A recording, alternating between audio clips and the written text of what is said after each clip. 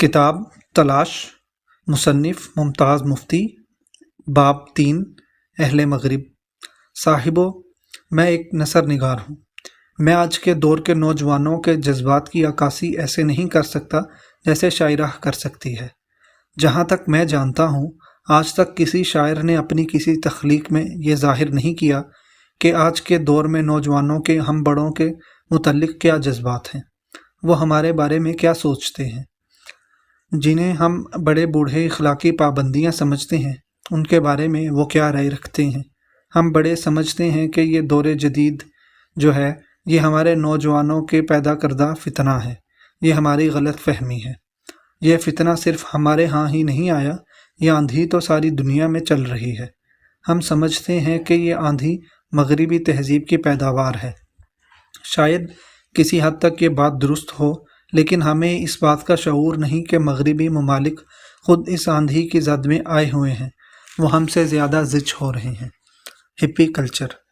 اہل مغرب خود حیران ہیں کہ یہ کیا ہو رہا ہے، کیوں ہو رہا ہے، کس اصول کے تحت ہو رہا ہے۔ انہیں بات خود سمجھ میں نہیں آتی۔ آج سے چند سال پہلے مغرب میں ایک عجیب الخلق کلچر پیدا ہو گیا تھا جسے ہپی کلچر کہتے ہیں۔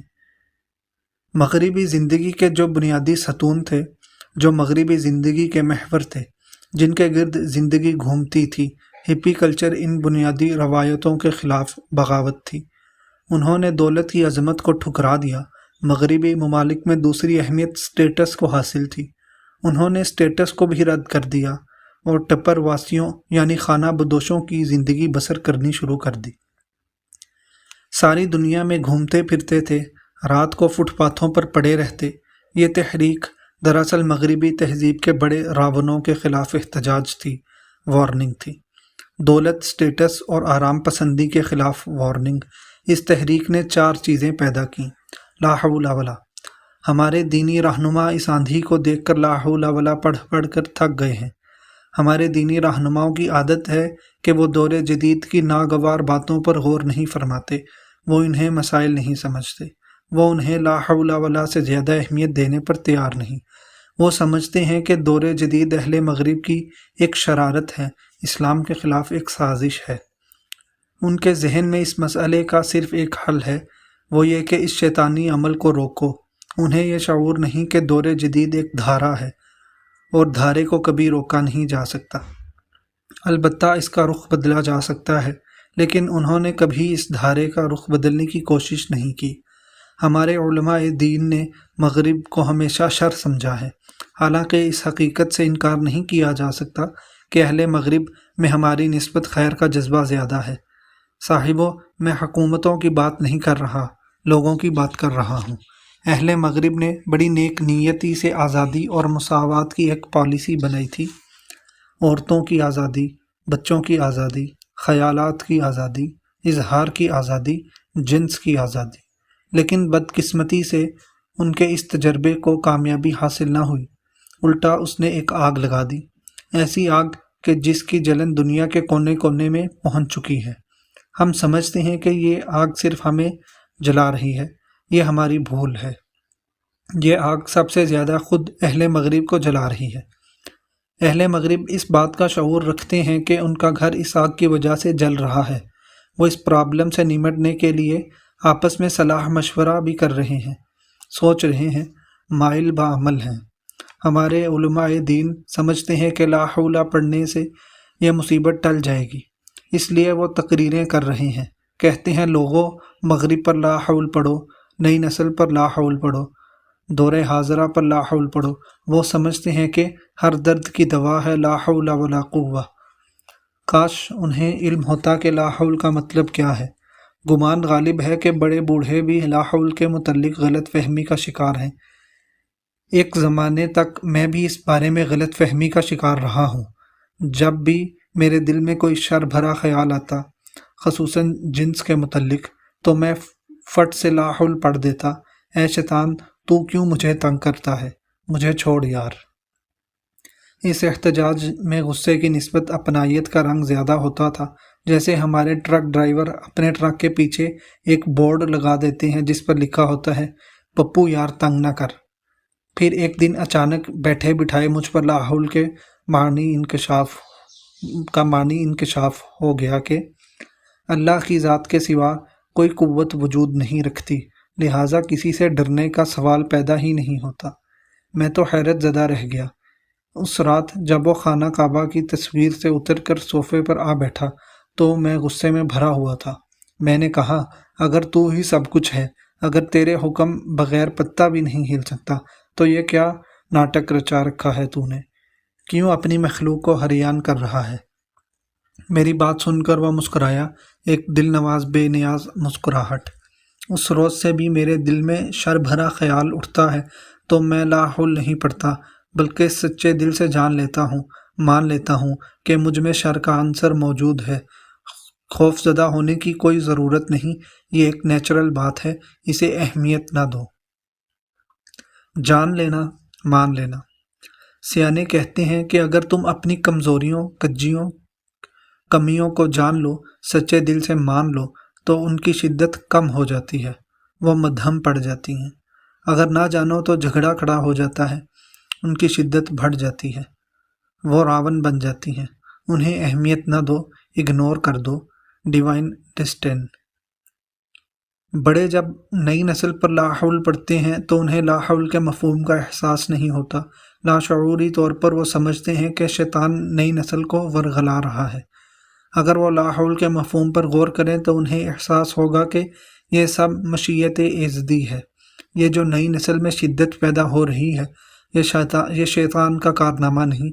شیطان بہکا سکتا ہے، وہ مخلوق کا رنگ بدلنے پر قادر نہیں۔ کسی صاحب نے نئی نسل کی شدت کے بارے میں کیا خوب بات لکھی تھی۔ کہنے لگے، ہمارے دور میں اللہ نے اپنا پاؤں بریک پر رکھا ہوا تھا، اب ایکسیلریٹر پر رکھ دیا ہے۔ ہماری نئی نسل مردود نہیں، مظلوم ہے۔ ایک پاؤ بھر کے پیمانے میں سیر بھر انرجی ٹھونس دی گئی ہے۔ صرف ہم ہی نہیں، نئی نسل کے رویے پر ساری دنیا نالاں ہے۔ ان میں شدت ہے، بلا کی شدت، جیسے پاؤ بھر کی بوتل میں سیر بھر انرجی ٹھونس دی گئی ہو۔ ان میں بلا کی بے چینی ہے، قیام سے محرومی، حرکت، مسلسل حرکت، جلدی اور جلدی، جلدی چلیں، جلدی پہنچیں، جلدی لوٹیں، جلدی جئیں، جلدی مریں۔ ان کی کوئی منزل نہیں، صرف جلدی، ان کا کوئی رخ نہیں، صرف حرکت۔ یہ شدت ان پر عائد کی گئی ہے۔ لگتا ہے جیسے پہلے اللہ تعالیٰ کا پاؤں بریک پر تھا، اب ایکسیلریٹر پر رکھ دیا گیا ہے۔ یہ کوئی نئی بات نہیں، تاریخ کائنات شاہد ہے کہ اللہ تعالیٰ ایسے تجربات اکثر کیا کرتا ہے۔ آپ نے اکثر دیکھا ہوگا کہ برسات میں چیونٹیوں کو پر لگ جاتے ہیں، پھر وہ پروانے بن جاتے ہیں۔ مسلسل حرکت، دیوانہ وار حرکت۔ نئی نسل کو دیکھ کر مجھے ایسا لگتا ہے جیسے چیونٹیوں کو پر لگا دیے گئے ہوں۔ اخباروں میں اکثر خبریں آتی ہیں کہ نوجوان جرم کی طرف مائل ہوتے جا رہے ہیں۔ موٹر سائیکل 120 میل کی رفتار سے چلاتے ہیں، تفریحاً پلان چوریاں کرتے ہیں، ڈکیتیاں کرتے ہیں۔ مقصد لوٹ مار نہیں ہوتا، چوری نہیں ہوتا، صرف ایڈونچر۔ اس بات پر مجھے ایک کہانی یاد آ گئی جو میں نے 6ٹھی جماعت میں پڑھی تھی، بے قدری بیکاری کا عذاب۔ ایک پہاڑ کی چوٹی پر 3 دیو رہتے تھے، ہوا، پانی اور بجلی۔ پہاڑی کے نیچے ایک گاؤں تھا۔ ان دیووں نے گاؤں والوں کی زندگی اجیرن کر رکھی تھی۔ کبھی پانی برستا اور پانی کا ریلا گاؤں کو بہا کر لے جاتا، کبھی ہوا اس قدر زور سے چلتی کہ کھیت برباد ہو جاتے، کبھی بجلی کڑک کڑک کر گرتی اور گاؤں والوں کے مویشی مر جاتے۔ گاؤں والے ان دیووں سے بہت تنگ تھے۔ گاؤں کا ایک سیانہ بڈھا کہنے لگا، بھائیو، یوں تو جینا محال ہو رہا ہے، کیوں نہ ہم ایک وفد پہاڑی کی چوٹی پر بھیجیں اور ان تینوں سے بات کریں، ممکن ہے وہ ہم سے سمجھوتا کرنے پر رضامند ہو جائیں۔ چنانچہ وفد بھیجا گیا۔ دیووں نے کہا، بھائیو، ہم تمہارے دشمن نہیں، الٹا ہم تو تمہاری خدمت کرنے کے لیے تیار ہیں۔ دراصل مشکل یہ ہے کہ ہم کچھ کرنے کے بغیر نہیں رہ سکتے۔ تم ہمیں جو کام دو گے ہم کریں گے، لیکن اگر تم نے ہمیں کام کرنے کو نہ دیا تو ہم تمہاری بستی کو تباہ کر دیں گے۔ مجھے ایسا لگتا ہے جیسے ہماری نئی نسل ان 3 دیووں جیسی ہے، وہ کچھ کیے بغیر نہیں رہ سکتی، اور چونکہ ہم نے انہیں بے قدری اور بیکاری کے عذاب میں مبتلا کر رکھا ہے، اس لیے وہ ایڈونچر کی تلاش میں تخریب کی جانب چل نکلے ہیں۔ تمام تر قصور ہمارا ہے۔ مظلوم نسل۔ بھائیو، میں نے 88 سال کے دوران کئی ایک نئی نسلیں جوان ہوتے دیکھی ہیں، لیکن آج کی نئی نسل سے زیادہ مظلوم کبھی نہیں دیکھی۔ صلاحیتوں سے بھرپور لیکن مظلوم۔ ہمارے معاشرے نے انہیں رد کر دیا ہے، انہیں مغرب کے ایجنٹ قرار دے دیا ہے، اسلام دشمن۔ ہمارے ایک دوست ہیں، تعلیم یافتہ ہیں، با کردار ہیں، سچے مسلمان ہیں اور تبلیغ کے حامی بھی۔ ایک روز وہ میرے ہاں تشریف لائے، بے حد خوش تھے۔ ان کے ساتھ 20 سال کا ایک نوجوان تھا۔ اس کی جانب اشارہ کر کے بولے، الحمدللہ کہ ہمارا تبلیغی کام احسن طریقے سے چل رہا ہے۔ انہیں دیکھیے۔ انہوں نے نوجوان کی طرف اشارہ کر کے کہا، آج سے 1 ماہ پہلے یہ جینز پہنتے تھے، پرنٹڈ شرٹ میں ملبوس تھے، اور اب دیکھیے الحمدللہ کہ ہم انہیں صراط مستقیم پر لانے میں کامیاب ہو گئے۔ میں نے نوجوان کی طرف دیکھا، اس کے چہرے پر چینی داڑھی تھی، جسم میں گویا جان نہ تھی، آنکھیں بجھی ہوئی تھی، بند پر مردنی چھائی ہوئی تھی۔ مجھے بلقیس محمود کی نظم کا بند یاد آ گیا، مجھے لگتا ہے امی آپ سب صیاد ہیں، میرے پر کاٹ کر پنجرے میں رکھ لینے کی یہ خواہش، بس ایک خوش رنگ سا طوطا میاں مٹھو کہ جب چاہا میاں مٹھو کہا، بہلایا، خوش کر لیا اپنے بڑھاپے کو، یعنی اپنی انا کو۔ اس میاں مٹھو کو دیکھ کر میرا جی چاہا کہ چیخیں مار مار کر روں، اتنا روں کہ میری بصارت پانی بن کر بہہ جائے۔ پھر جب میرے دوست پوچھے، مفتی تم تو اندھے ہو گئے ہو، تو میں کہوں نہیں، میں اندھا نہیں ہوں، میں نے اتنا کچھ دیکھا ہے کہ اب مزید دیکھنے کی ہمت نہیں رہی، حوصلہ نہیں رہا، اس لیے میں نے آنکھیں موند لی ہیں۔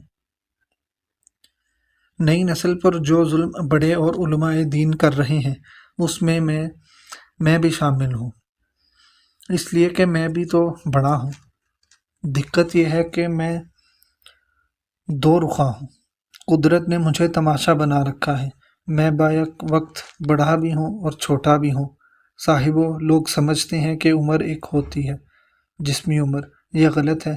عمریں 3 ہوتی ہیں، جسمی عمر، ذہنی عمر اور جذباتی عمر۔ میری جسمی عمر 88 سال ہے، ذہنی عمر 30-35 ہوگی، اور میری جذباتی عمر 17 سال ہے۔ 17 سال سے آگے نہیں بڑھ سکی، کوششوں کے باوجود آگے نہیں بڑھ سکی۔